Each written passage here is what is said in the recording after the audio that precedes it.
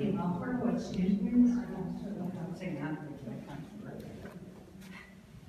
Jeannie Fairley, ADA coordinator for the City of Newton, and I'm all about affordability and accessibility in new construction. There's too many people in this city that want to stay here and are aging and becoming disabled, and they need the first floor elevator building accessible that comes with new construction. Yeah, these guys. Hi, Lynn Weisberg. I live in Newton. I think it's really important not to distinguish which village we live in because we're one city, and I'm a housing activist. I'm Barbara Wallace, and I just want to be here right now and hear what's going on. I'm interested in diversity. I do wonder about this 8:30 time frame for this meeting. It seems like there might be a bias on this topic. I agree. We'll come back to that. It's going to look a couple times. We'll come back to that. I'm Nancy Zoller, just from Engine 6. I'm interested in all kinds of housing for young people and old people and people who don't make as much money as I do. But I don't think we need any more single-family homes. Oh, sure. You heard me, but You can do it twice. Okay, I've been on the then Board of Aldermen, and ever since I moved to Newton on a special banking program for people who can't afford to live certain places, I have been active in housing issues. And everybody has the right to live in the city of Newton, no matter how much money they make.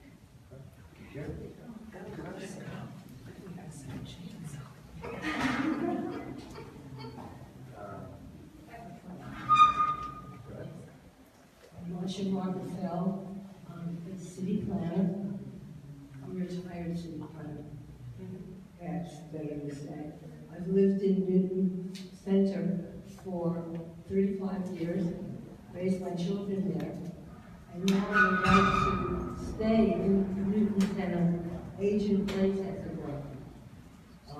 Unfortunately, if we sold our house, we'd make a lot of money, and then we'd have no place to live. Thank you. Yeah, Jim O'Connell, and I live in Newton. Norman, sir. Bill? My name is Jacqueline Brasco. I'm an architect. I'm concerned about housing diversity. Daniel Gordon, Mark Elman. Mark Schumann, Newton Highlands. Allison Sharma, Rockville. I'm a member of the Council on Aging Executive Committee, and I'm chiefly concerned about options for seniors. All right, well, thanks everyone. I think there's one thing about process. I think how many folks came to the kickoff on Tuesday night? We had a few hands. All right, so we're going to be here all week. So this time slot was picked to try and get folks to come before work. I understand that there's some concerns about that. We're happy to talk about housing at any time during the week if you want to come back in and talk about it. So tell your friends and colleagues that may not have been able to make this time slot that we can take their input, get their feedback anytime up until the end of this week. Then we'll be back with draft materials later on in the fall after the summer, so there'll be another whole round of feedback then as well. Particularly to the comment about folks who actually are using or living in the affordable housing right now, we're happy to meet with them at a convenient time in a location that's convenient for them. So I think we should talk about that with Lily afterwards. We're happy to do that. We've already talked about how to do that, and I think take some help on where I think would be great. So process-wise, this is really meant to just be a conversation around housing and housing affordability. So a few things I've heard have kind of come up already. I think the big question in our mind is what type of housing and where, particularly looking at Washington Street. And the folks who weren't at the kickoff meeting on Tuesday, on the back wall there, that we have a lot of what are called character district scenarios, which are looking at various types of building, types of housing that could be constructed at various types of densities, and the resulting character from that is really what we want to understand from the community. Where should that be? Where should that not be? And how do you feel about those types of buildings? So what was interesting is, we just started to look at some feedback from the online survey and from the launch event a little over a month ago. And this was a particularly interesting kind of snapshot at the data that's come in. So I think we should kind of start here. So how many folks in here are for the construction of more low and moderate? Okay, so that's everyone. So I'm glad we started at this topic.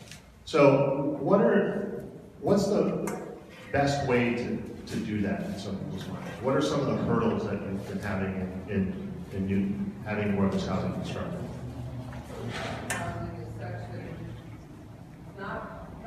Housing is such that it's not affordable, and there isn't anything under $500,000 or $600,000, so a young family coming in can't find something like that. And a developer comes in, buys that house, tears it down, and builds this huge mansion, and then you have nothing else. Yeah. Okay, so housing cost is a big hurdle, and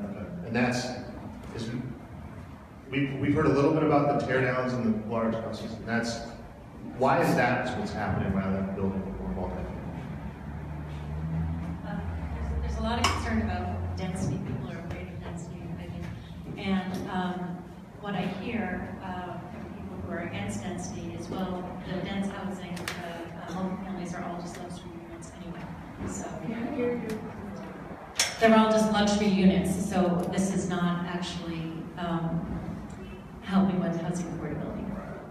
Okay, so do you have a follow-up to this conversation? Just put two fingers up and we'll get a mic to you. So it seems like the hurdle is multifamily is expensive, is too large. So the type of multifamily is being created. Okay. So we've had lots of forums lately, one in the council and one through Can Do, about the financial viability of creating housing and how expensive it is, and based on how expensive the land is in Newton. And I'm hoping that someone can talk about the problems of creating housing financially, how expensive it is for people to do it, what the problems are, and how that relates to the inclusionary zoning that we have that requires a minimum right now of 15% of all housing over 4 units be for affordable, and we're hoping to expand that, and all the financial issues around creating housing. I think it's important for people to understand how hard it is. Yeah, and the party in the back there. I think people are not aware I think a lot of people are unaware of how little government money is available to provide either low or moderate or even middle-income housing. It's very different than the past. And there's a belief that it's always the developer making huge amounts of money, when unfortunately it's the high-income units or the high rental units that are going to subsidize the affordable ones. So there's a big public policy issue, which I don't think we can solve, but there's a lot of lack of understanding of how you do it. And while I have the mic, I was struck by the pictures, how few of them were accessible. You had 2, 3, 5, 6 steps in front of about a third of those pictures. And so accessibility, one-floor living is crucial. Yeah, that's a good topic. We'll come back to that. We can address it. And then, so I wanted to put this slide up because the idea of single-family houses has come up in this conversation already, but also in other conversations we've had prior to this week. And it's the idea that perhaps the housing problem is a monoculture. You're building one type of housing, one type of building, on a large scale. And what we've found is that there's a conversation nationally happening about how different types of buildings can all exist in harmony with each other. So, we have townhouses here, stacked flats, apartments, some larger single families, some carriage houses. The idea that all of these types of buildings can exist in one neighborhood. So I'm wondering if there are places in Newton that's happening. Are there is there places that have, I'm seeing some head shaking. Where are some of your favorite places like that?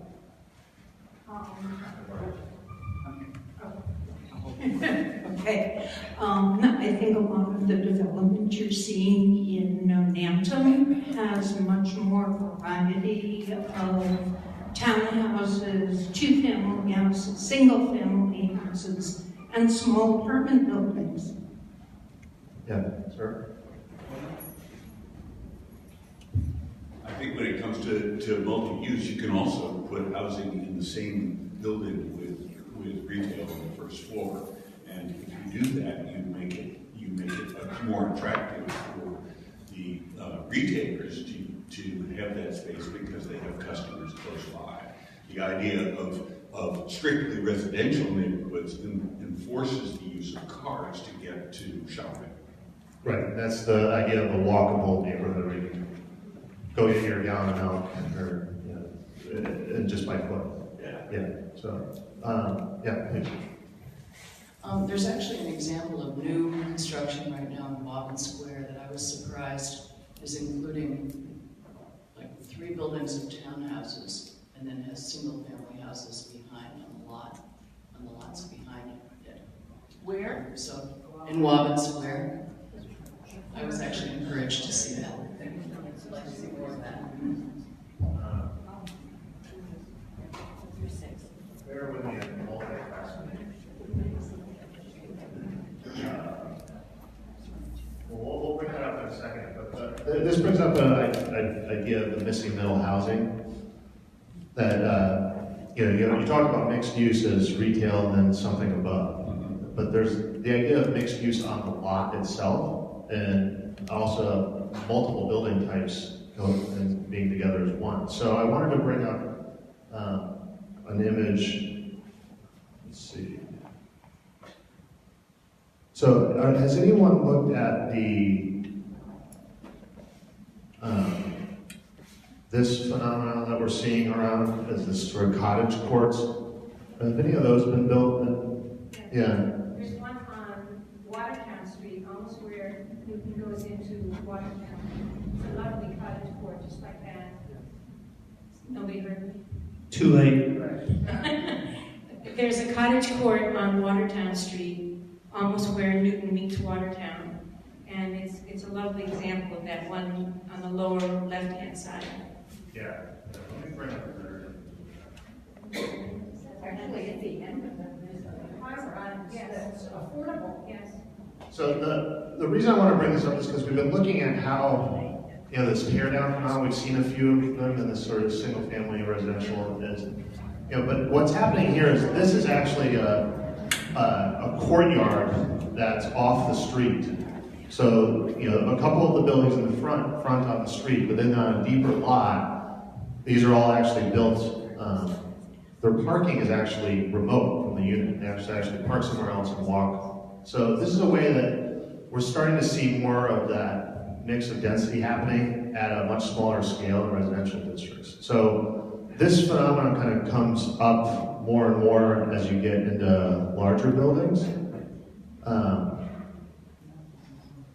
So the idea that this diagram is sort of single-family homes on this side, and then this is the larger mixed-use multifamily. But each of these, there's a number of different types of buildings, everything from the sort of stacked flats, walk-ups. This is probably a 6 or 8 unit apartment building. This is another version of a 6 or 8 unit apartment building. This is a 9-pack. Or a series of townhouses. And you can see here there's also some idea of back buildings, carriage houses in the back. This is another type of cottage court, which is attached cottages. So you can actually share the wall, that keeps construction costs a little bit lower. And then this is another type of courtyard housing, where multiple units are off of one court. They all have their own entrance. Then you start getting to the smaller apartments, the 4-plex, the duplex, the 3-plex. So all of those types of housings are ways that we're seeing cities build more affordable housing with a small a. So by design, it's delivering units at a price point. And what is that small a? It means that the construction costs are low enough that they can rent for rents that are needed in the market. And you're coming back about the elevator buildings and accessibility. There are ways of making all of these what we call walk-up building types accessible at the ground level. Because once you kind of shift into an elevator type construction, generally costs go up in construction. So that's why I think as a tool to start to address more affordability and have more choice, these kind of walk up and missing building types might be a way to do that. So how does everyone think of it? Does anyone disagree with that idea? Well, when you say, affordable with a small a and a price point, what dollar range are you talking about? Because those cottages look beautiful. Did people hear me? Not in the front though. I just think it's interesting when you talk about affordable with a small a, the cottages, I think, look very attractive. I don't know that anybody would say they are too tall or too dense or too anything. But the question is, and Susan, excuse me, I don't know how much those that you mentioned on Watertown Street are either renting for or sold for. But I think the price is really, for many of us, the number one consideration, whether it's rental or ownership. Right. I mean, your community is lucky because you have fabulous amenities, great transit access to Boston, and by the nature of the market forces, you have what a lot of people want. So, yes, I mean, there's an obvious reason why you're going to have such luxury units being built. So I think there has to be sort of some thought given to it that other cities are looking at this same issue, like how do you hit different price points? And either through policy or through mandates and zoning, they're trying to get to that. This is a project that happened in Atlanta. This is a single-family house, but what you're seeing here is these are accessory dwelling units that are designed to have multiple different uses. Commercial use could be in there, small business use can be in there, additional housing can be in there. And then what they're seeing is that they have to sort of figure out how to, at a smaller scale, deliver more affordable housing. And we've seen, we're looking for data on your recent accessory dwelling unit policy to see how is that helping as well. So rather than starting on the bigger end of the spectrum, like let's build elevator buildings with lots of affordability, there might be a way to look at the other end of the transect scale and see how that can support as well. So I totally get that point. Isn't there this crazy stat in Newton that there's only 7 elevator buildings that are for units, or that are for buildings with more than 8 units, something like that.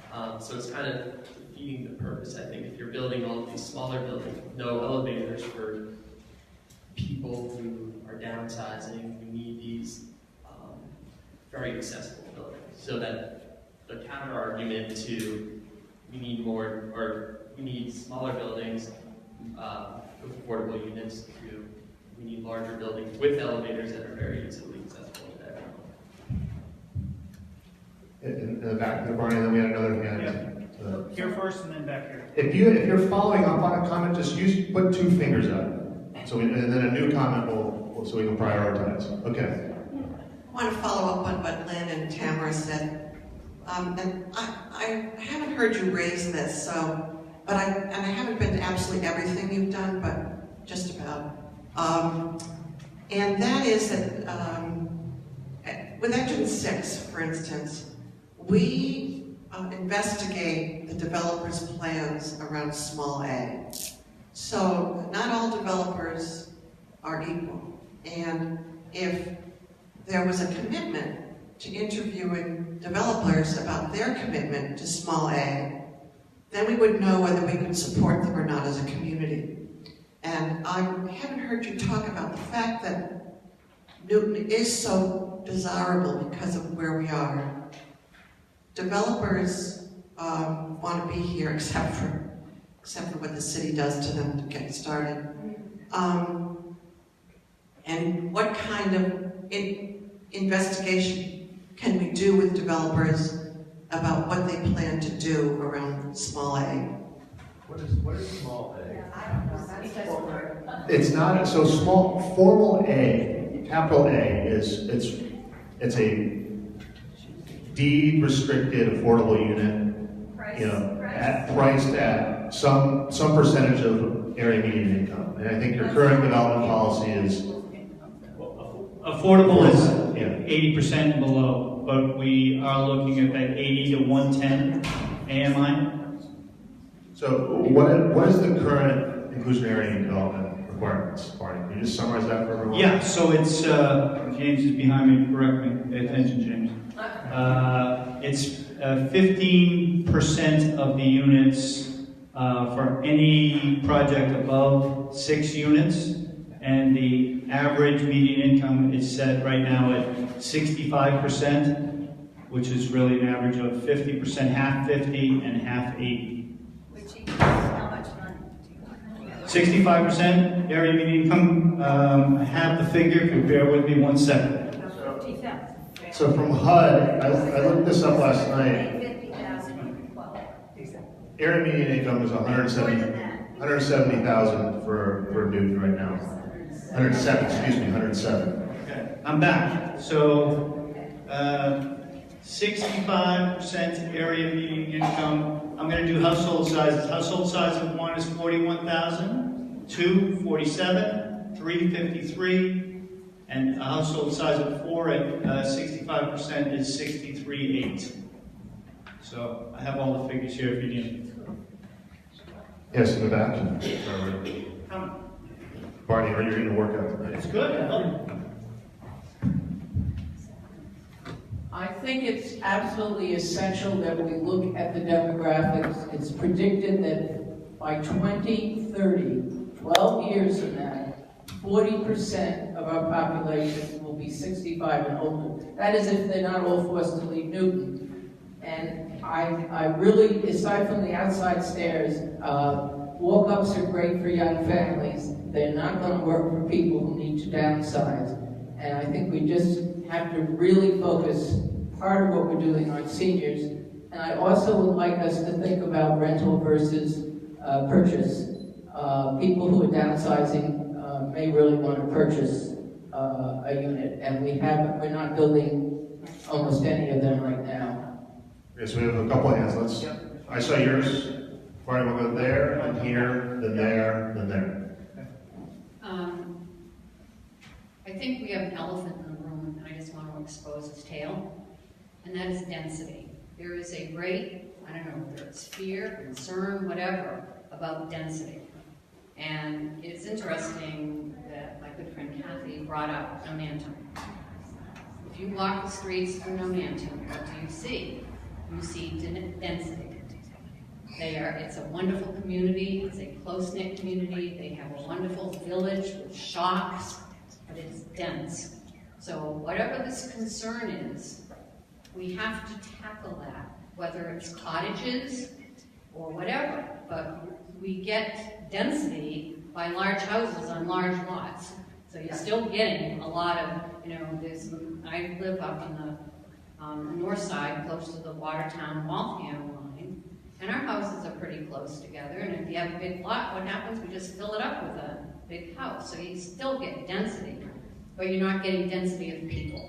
So I think we need to have a conversation as a city about what we want and what our vision is, because density brings people.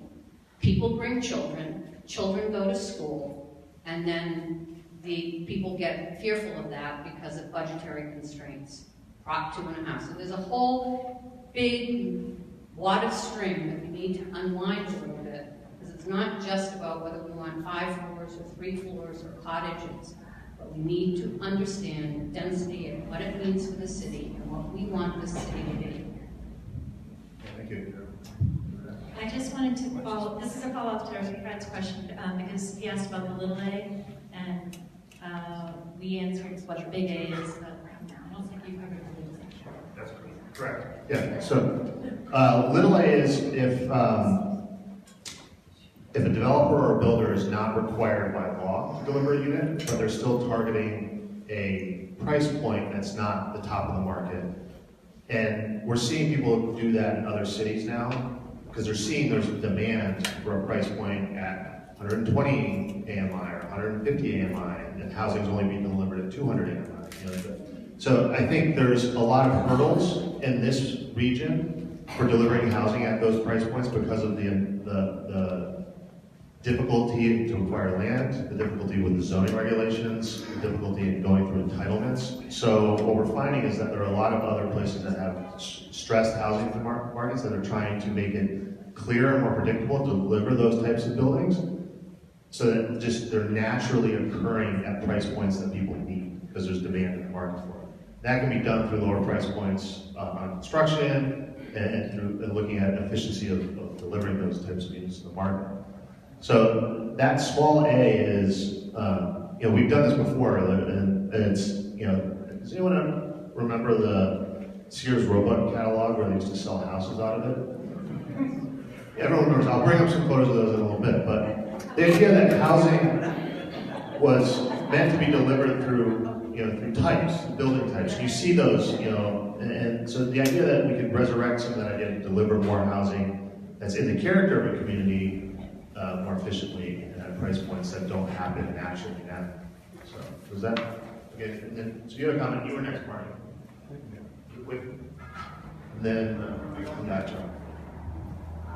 Could you put your slide back up on that show the incomes? Because I want to make a point. This is relation to the big A.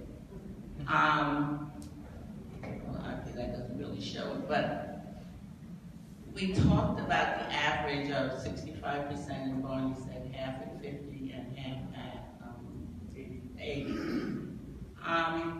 A significant number, and we have not addressed this as a city, especially with respect to most developers other than nonprofits. The need to serve people whose incomes are below 50% of the area median income. Someone who works in a nursing home, someone who works in a child care center, the people who are serving us in our high-end restaurants, none of those people can afford to live in the city of Newton. And I believe we have an obligation, not only to people to be from a moral perspective, but just in terms of our own well-being. Maybe I shouldn't say our, because I'm so old it won't impact me 20 years from now. I won't be here. But think about the future, and think about the folks that Tamara talked about, who are aging. Who's going to be around to take care of those people if we don't provide housing for them now? And not only them, but think about their children. What is the future going to be for our society? This actually isn't only Newton, I know I'm preaching, but this is a nationwide problem. More people, and I forget the percentage, but I would think, last thing I think I might have heard, 40 or 50% of the children in this country are growing up in poverty. Think about what that means for this country. Thank you. So we'll go to the gentleman in the gray, and then we'll come this way. Yeah, I first of all wanted to follow up on Tamara's statement about older people. I don't know of any data that really shows what older people in Newton want to do as they age. Now, do they want to stay in their house? Do they want to go into an apartment? What kind of apartment? I don't think there's any data about that, and I'm just requesting, if there is, I'd love to see it. But I just want to follow up on this other thing. This lady here, I don't know your name, but I can't agree more. I've been struck all the time by these new developments, which I'm very concerned about, that they're going to provide apartments for the 50 to 80% people. Great, but what about the people below 50%? They're probably the people that need the housing the most, and yet we're not doing anything to provide for them. And I don't think that the city is interested in that. It's not pushing for that. It's just accepting the 50 to 80%. We'll go there and then we'll go there. Yeah, I'd just like to, a lot of points to catch up on. First of all, back to Marcia's point, I disagree that everybody has a right to live in Newton. We can't physically or realistically accommodate everybody who would like to live in Newton, 12 miles from Boston, at either A, small a, or capital A, affordable housing levels, because, as people from the planning department know very well, their own housing consultant said that we can't build our way to affordability. We can build more units, but the price is not determined by how many units we have, it's by how desirable we are. As you pointed out, we've just got so many amenities, people come here for our school systems. So I really think we need to keep balance and not overcrowd more than it already is. I think, people are concerned about traffic, and people will say, well, we're getting traffic from other cities too, it's not just Newton traffic. But by the same account, our population is going to affect traffic in other cities. I think we have, rather than an obligation to grow, I think we have an obligation to do our part to slow growth in this region, because the whole United States, the population seems to be going to the coast. You see the same phenomenon in desirable cities on the West Coast as you see here on the East Coast, the Washington, D.C. area. And we're a big country. We don't all have to live, 15 miles from the Atlantic or the Pacific. So that's one thing. Just getting back to a practical question here. I love bungalows. I'd like to keep more of the bungalows that are getting torn down that are, I don't know if they literally came out of the Sears catalog, but they're still the same era. So the bungalow court looks very appealing, but where, for example, is the remote parking for something like that? It seems like there's this great push for density, but not considering the cars that those people bring. I think if we were really serious about attracting people interested in using transit, we'd have units that were indeed restricted to people with no cars, and somehow figure out a way to enforce that. Because as long as you're building more units, you're going to bring people with cars. They might use public transit for some things. If they happen to be going into Boston to work at the right commuting hours, they can actually use a commuter rail. Otherwise, they can't. They could have a spouse who's working out in Marlboro, then they've got all the errands, they've got the kids to take to hockey, they've got everything else that they're going to do with a car.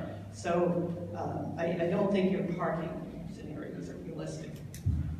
So just real quick, how many people live within a half mile of here? Right here, where we are right now. Raise your hands up. Okay. How many people walked here? Okay, all right. So everyone else drove. Raise your hand if you drove here. Okay. So Newton has a driving problem. It doesn't have a parking problem. So the parking is a relationship to the transportation system that your city functions on. And in some places you have great access to Boston with rail going in. But what I've experienced getting around Newton is you don't have good connectivity other than driving. So we have a map. We're right by Barney's head, one of the pink. That's a map of what we call mega blocks.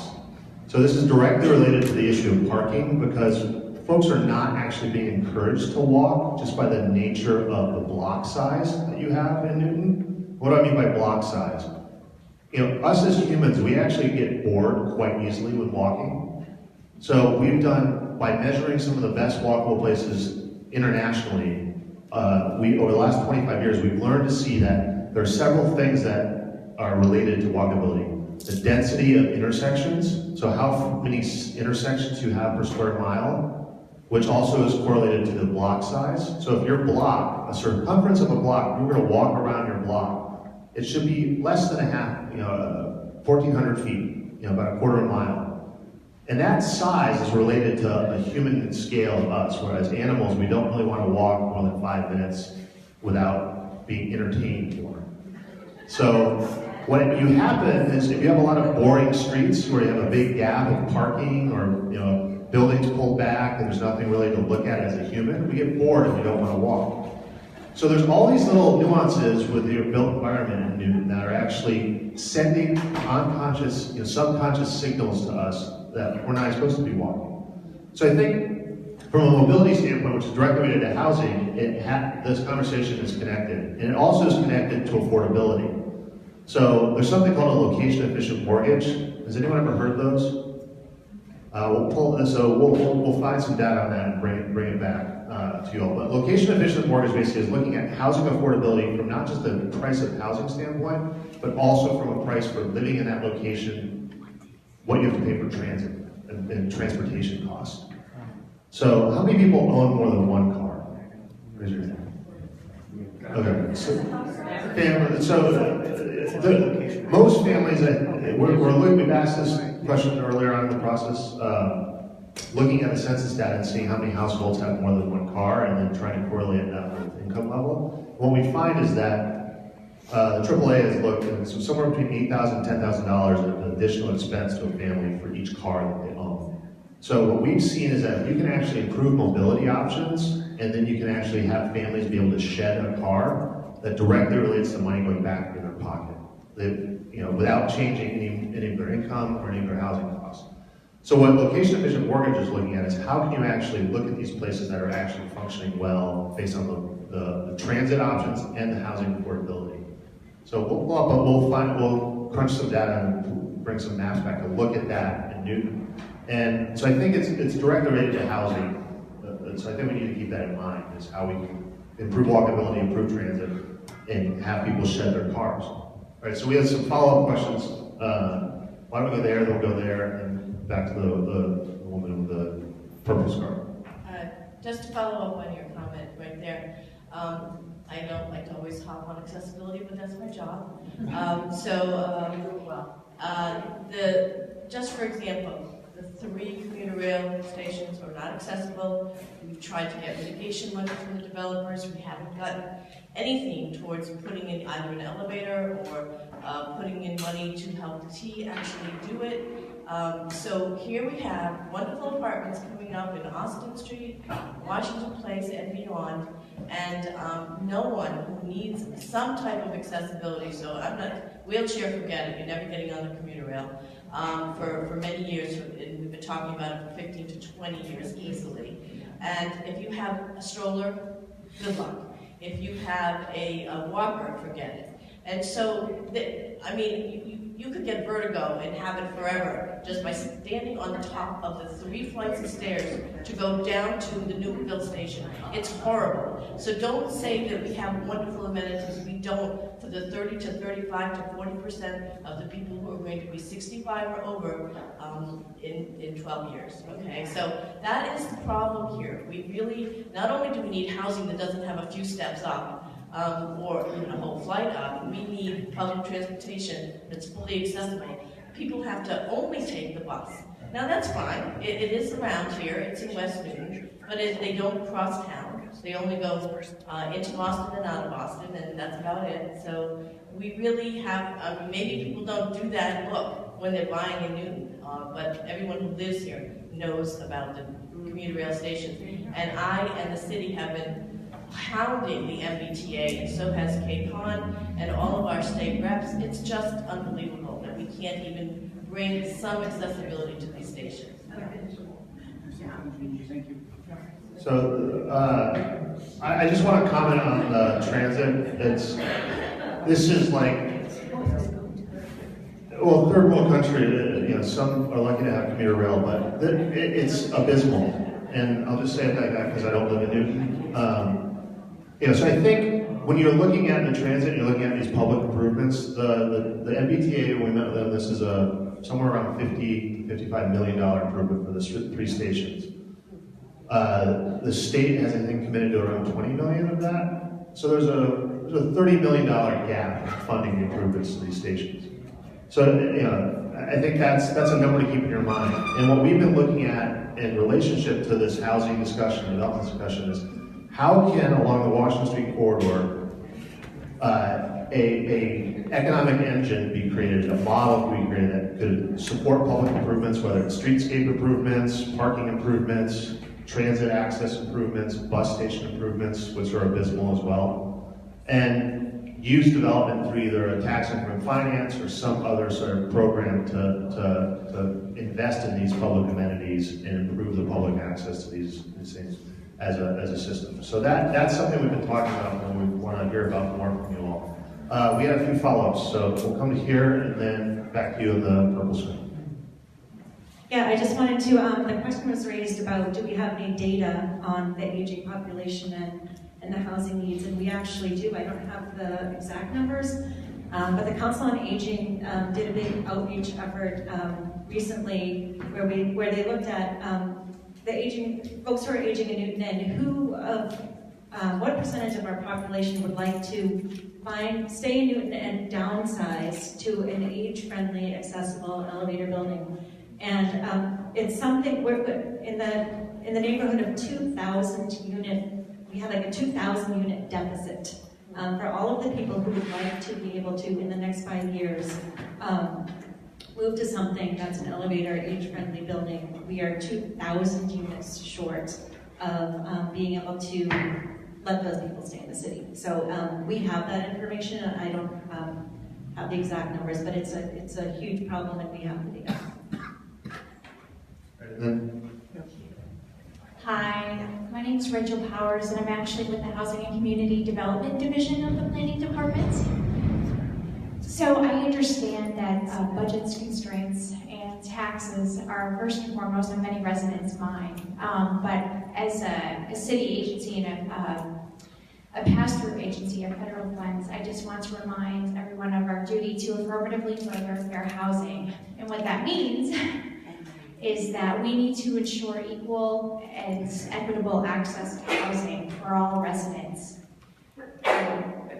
There are certain protected classes under state, federal, and local laws, and that includes people with disabilities and families. And those are, especially families with children under the age of 18. So we just need to be cognizant of that and make sure that when we're speaking, we're not giving the effect of a disparate impact against those persons and families. So if you would like a copy of our statement on fair housing, Malcolm Lucas, our fabulous housing planner, has brought some, and they're in the back. Thank you. So just, when she mentioned that, I was reminded that when we pulled the snapshot of the data from the survey, this was the result of your input on housing for families with children, and then housing for senior citizens. So you can see there's a clear preference for both those, strong preference for seniors. So we have a follow-up question there? Okay, we'll go to you first, and then we'll come over here. I'm keeping track of. Oh, you are? Okay. Arnie's in charge of the mic back there. Okay, thanks. So I had an idea because I think that might help both keeping less tall buildings being built, which I know is a concern for many people, and also to increase the affordable housing. And I don't know if the city's already tried to do this or it's something to look at again, but there's a lot of landlords who have two-family houses who, and there's a lot of people who have big houses that have accessory apartments, or they could have accessory apartments. So I'm wondering if there was some kind of tax incentive given to people who already have buildings in the city to say, okay, well, if you rent to someone who's in that range, that the low income range that you were talking about earlier, 50 to 80% of the median income, and give them a break, then we'll give you a break on your taxes, incentivize it somehow, whether it's a 10 to 15% break on your taxes, or the equivalent of 1 month's rent back to the landlord, whatever is smaller, probably because we don't want to bankrupt the city.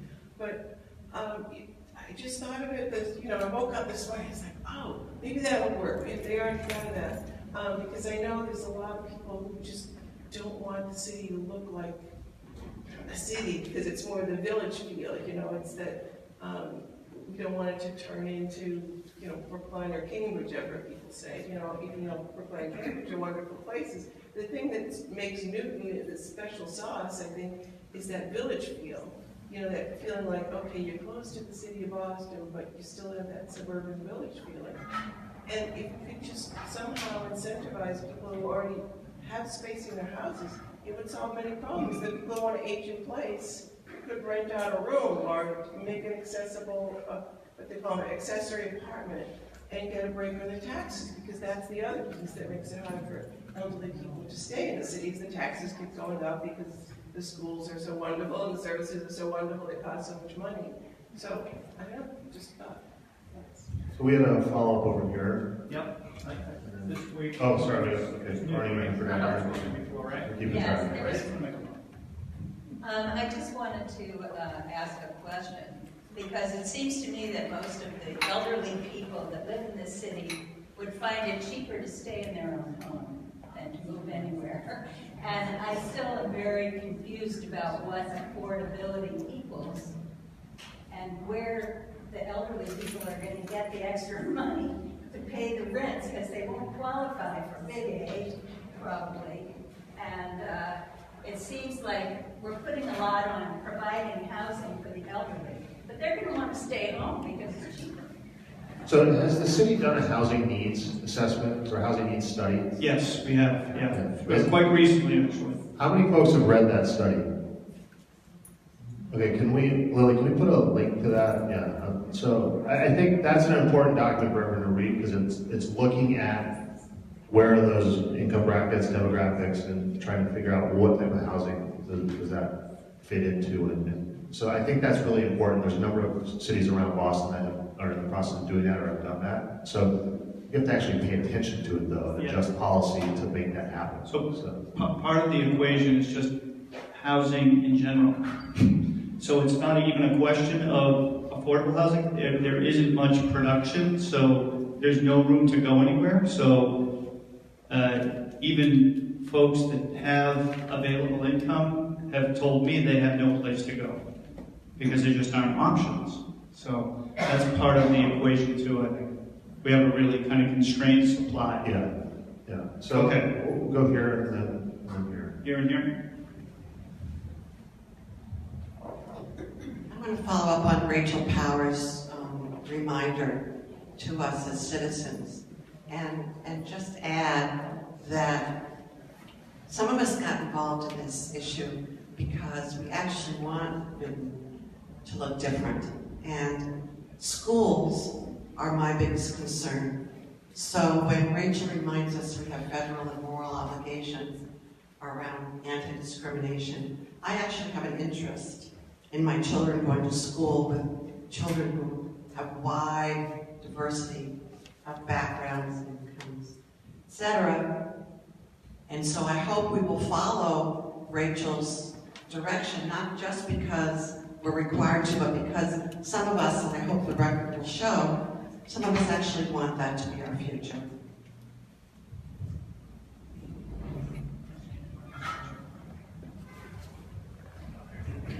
Yeah, Barney, I'd like to pick up on your point about there being no housing production here. It's a community that's built out. It's kind of a 19th century suburb, if you will. And you think, well, where can we build? There's no green space. And as has happened all around Greater Boston, it's happening on areas that have been deindustrialized, warehouse areas, parking lots.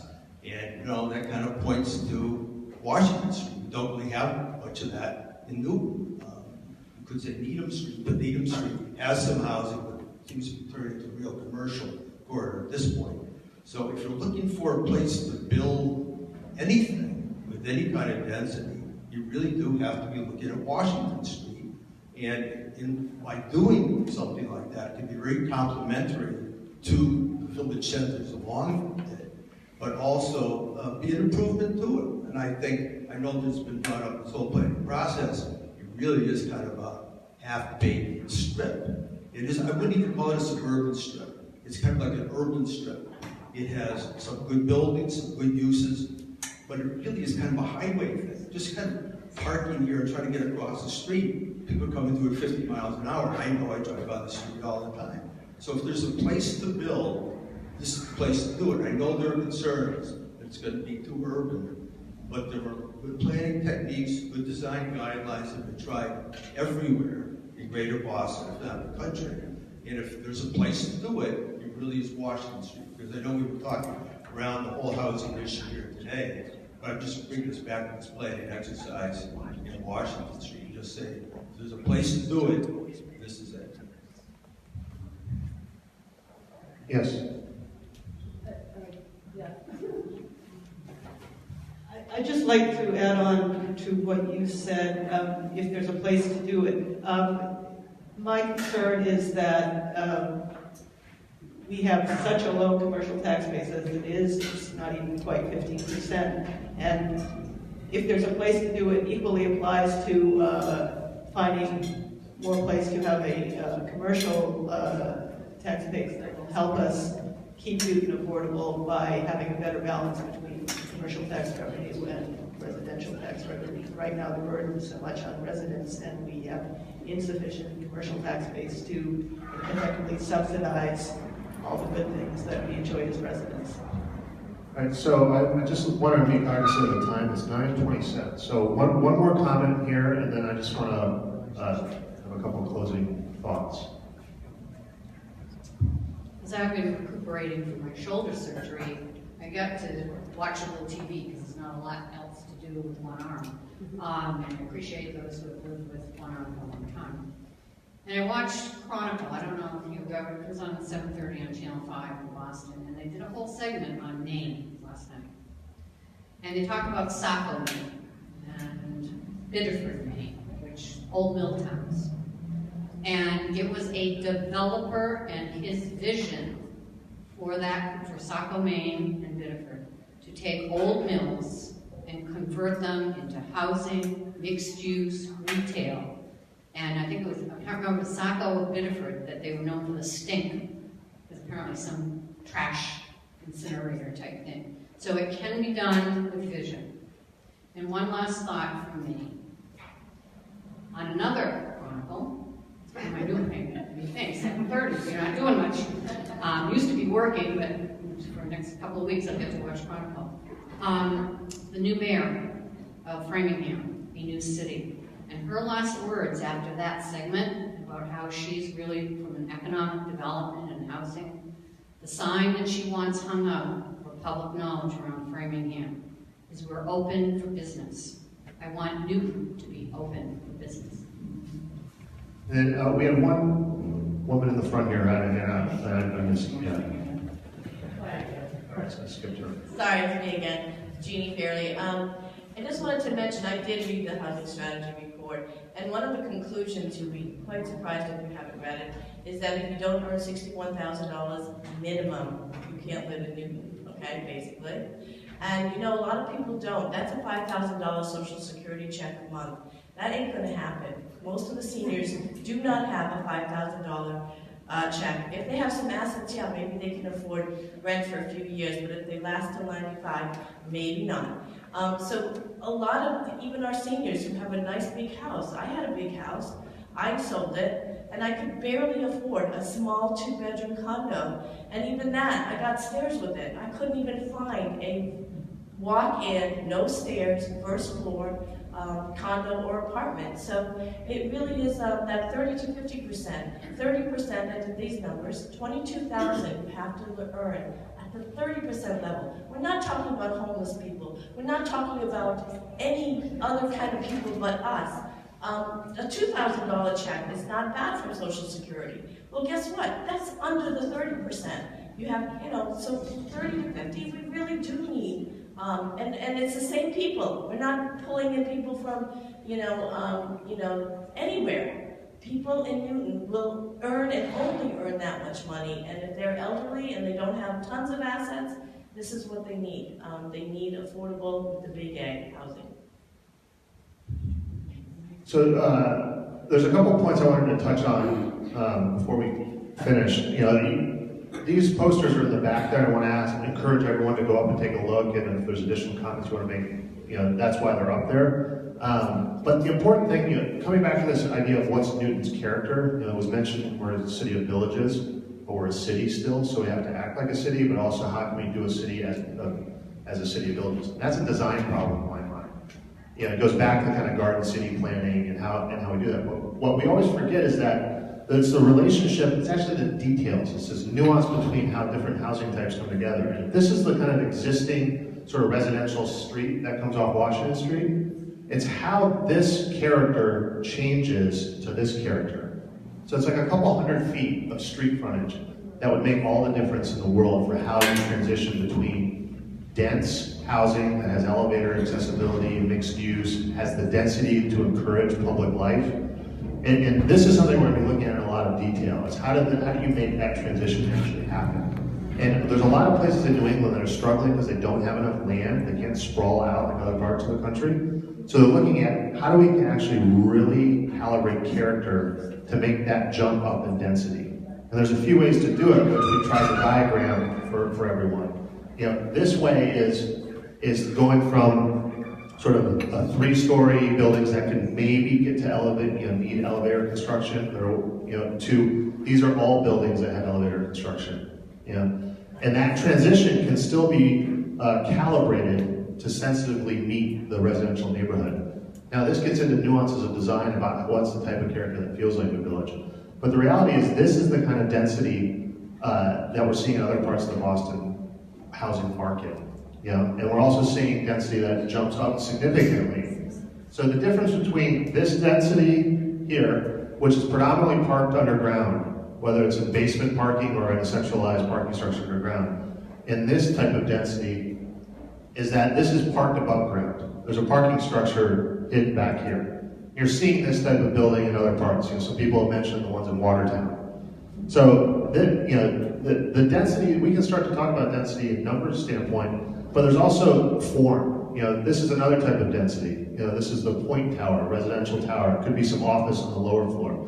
But it also comes back to how does it relate to the other parts of Newton and fit into that character. So I think this is related to the housing discussion that folks should pay attention to. Now, the other way to do it is density on the block. So this is sort of, you have some parts of kind of the general neighborhood area that might have this type of density already, where you have some smaller apartment buildings, some triple deckers, you know, you have some carriage houses and all, and you have the kind of, you know, old sort of 1920s single-story store, you know, corner store. But you can actually increase the density in housing by having what we call sort of a lane, or you know, you have the primary street and secondary street, and you actually can subdivide the block into a tertiary street. You can have additional housing off of that. Now that is related to the transportation discussion around density. It's how do we store cars? And the best way to encourage more housing is to provide housing that has less demand for cars. And it might be that those folks only have one car. The zoning might not even set a minimum zoning parking requirement. So that then we can actually increase density from a better, more efficient land use. So all of these sort of questions are ones that we're puzzling over. You know, this is, I think, the type of development that, from what we've seen in the last few days, you don't want. You know, and you can see a lot of there in some of the drawings in the back. But this is sort of the auto-oriented, single-use sprawl. That's not village. So I think we have to be careful though too, because you know, sometimes more density can also be vertical sprawl because it's not carefully calibrated to control parking and to be human scale. So there's this relationship between storing the size of a car, a 6.5 by 18-foot thing, versus storing humans. You know, so there's a direct relationship to that scale. So I think everyone from a housing standpoint needs to think about this because it's going to be incredibly important to accomplish some of your goals. So with that said, I really want folks, before you all have to head off to work or other things, to take a look at the drawings in the back of the room. And then what you see here on the left, on my left, your right, is a visual preference survey. This is very important to start talking about character and preference. So if you haven't taken this already, spend some time. We have some dots, and the instructions are posted there, but if you see an image that really resonates with you, has characteristics about it that you can see in the future of Washington Street, put a green dot there, and then comment about why. And then if you feel like it represents something that's not in the future of Washington Street, put a red dot and comment why. And then we're going to take a look at all of this and be really helpful. So thanks. We'll hang out, and you're more than welcome to one more comment. Yeah. Lily? You want to talk about other opportunities in the next week? Absolutely. Hi, my name is Lily Reynolds. I'm from the planning team. So today is the first morning of the open studios here at 1239 Washington Street, but we're just getting started. So later tonight we have another topic session similar to this about parking and traffic at 6 p.m. Then following that, public life and public spaces at 7:30. Tomorrow morning, we'll be back here for a topic session at 8 a.m., business roundtable, and then following that at 9, walk, bike, ride, drive.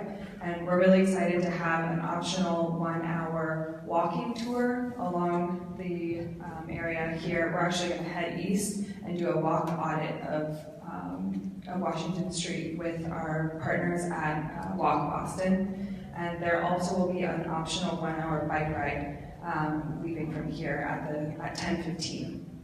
BYO bike. So you're welcome to come for that. Great, thanks, Lou. Yeah, and then on just a few other things, Saturday morning at 11, we have Creative Arts and Culture on Washington, and Understanding Form-Based Codes and Zoning at 3 p.m. on Saturday. So those are all the topic sessions, sort of a deeper dive into something like this, similar to this, but we're going to be open here from 8:30 in the morning to 9 at night every day until Tuesday next week when we wrap things up for the Public Design Week. And on Sunday, right over here behind the CBS at the Family Access and the park that's right next to it is a block party. And what Russ and his team will be doing is bringing everything that they've designed and we've worked on so far and doing a pin-up and getting feedback at the midpoint. But we'll also have a block party with food and games, so bring your families. And the closing ceremony, go ahead. Sorry, and the closing ceremony. Yeah. I don't know if that'll be a ceremony, but the closing night, sure, is Tuesday, June 12th, so next Tuesday. It'll start at 5:30 with some chili. So you're welcome to come by and taste some chili. And then at 6 p.m. is when we'll do a presentation of everything that we've worked on where we've gotten to, and that'll last until 7:30. And the location for that is a little closer to Newton Corner at 150 Jackson Road, Former Aquinas. which you may know as the former Aquinas. Beautiful auditorium. Thanks, Lily. Yep. So one last thing while I have you all here. How many people like the right side of this image? Raise your hand. 1, 2. How many people like the left side? So this is a test in kind of character, and I think this has a rhythm to the street and a scale of storefront. These could be the same types of buildings. So I just wanted to kind of get a sense for what you all are thinking around character before you all stand up and go on with your day. So thank you. And one last thing too is there's another activity if you'd like to participate called Big Ideas. Really peruse those. If you have something to add to them, write it down on a sheet of paper and put it on the board. And if you see something you really like, comment on that. We have some post-it notes to comment on that. So please do that before you leave. So thanks everyone. I really appreciate the help and the time.